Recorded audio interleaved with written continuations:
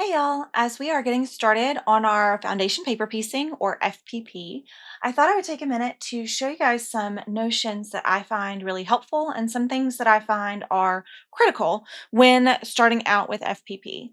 So first thing is our template. This will be included in your pattern. You want to make sure that when you print this, the print settings are 100% or true to scale. And the way that we check that, I've included a little box right here. I want to get a ruler and we're going to make sure that it measures exactly 1 inch before we get started cutting or sewing or any of it. So now that this one is good, we know we can move forward. The paper that I'm using is just cheap copy paper. They do make paper specifically for FPP, but I just use a short stitch length and I don't really have any problem using the cheap computer paper. If you have something fancy that's a little bit thicker, I do not recommend that one. It'll be a little bit too hard to remove the papers when we're done. So once we have cut one out, we want to make sure we're using our paper scissors. I don't use these for fabric. You never want to use your fabric scissors just to cut the plain paper. One tool that I think is extremely helpful is the add a quarter or add an eighth if you're doing the tiny pieced foundation paper piecing. What this has is kind of a thin lip here to help you fold. You will hold it against your line and you're going to fold that back to do your crease. And then one thing that it has on this side is an edge for the 1/4 inch. There's a little bit of a lip. It's hard to show on camera, but it is raised up slightly right here so that you can butt it easily against your paper. And now we know where to cut. Now, if you're not ready to invest in this, if you're just starting out and you want to see if you like it first, you can just use a regular ruler or even a piece of cardboard junk mail that you have sitting around. You can accomplish the same thing by putting it against the line, folding, and then you'll just use your regular quilting ruler to do that 1/4 inch. I like this one because it has a little dashed line right there. And you would just need to manually line it up before you trim. If you are doing tiny piecing, they have an add an eighth, which is, I would almost say, required if you're doing tiny piecing. I also have a couple of different seam rollers. This one just came from the craft store. It is a Clover brand. Then I upgraded and treated myself to this really lovely wooden one that I'll link in the description.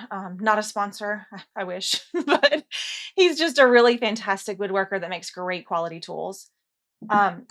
I have also heard people use just the normal seam rollers that you can get at the hardware store. If you choose to do that, I would just make sure that it's really clean, that you're not using something that you've used with contact cement. We will use this instead of our iron. And this just kind of makes the process move a little bit more smoothly. But as you are kind of pulling these over, you would use this to roll your seam rather than getting your iron out. Another option would be to use like a mini iron. I have this on a wool pressing mat on a rolling cart from IKEA next to my sewing table.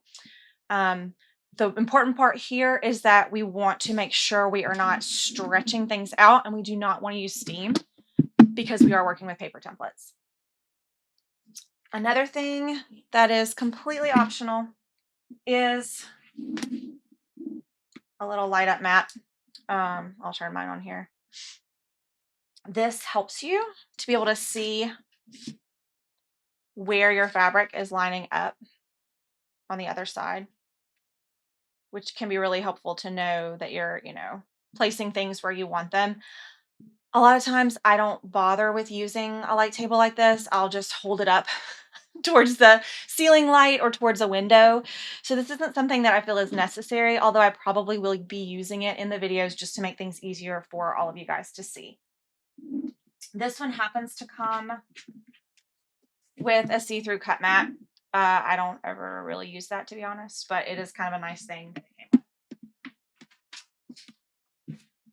While we're talking about cutting, this is a small mat that I use because it fits on my rolling cart. And you definitely want your rotary cutter for this task.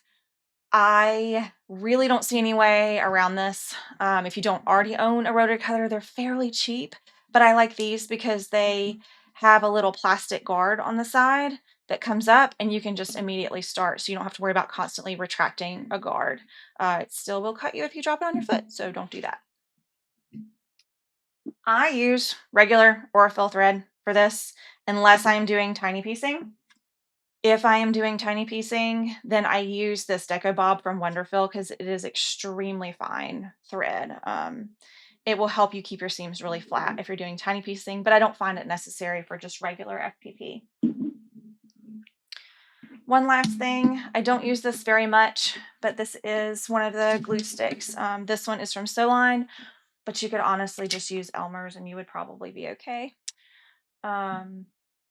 What I do is when I'm starting out with piece number 1, I will put a small dab of glue here, and then I will glue this. Obviously, this isn't a big enough piece, but glue that there. And that way, as I'm lining things up as I'm getting started, I don't have to worry about this shifting or coming out of place.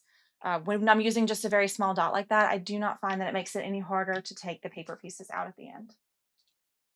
Thanks so much. Look forward to seeing you in the next video.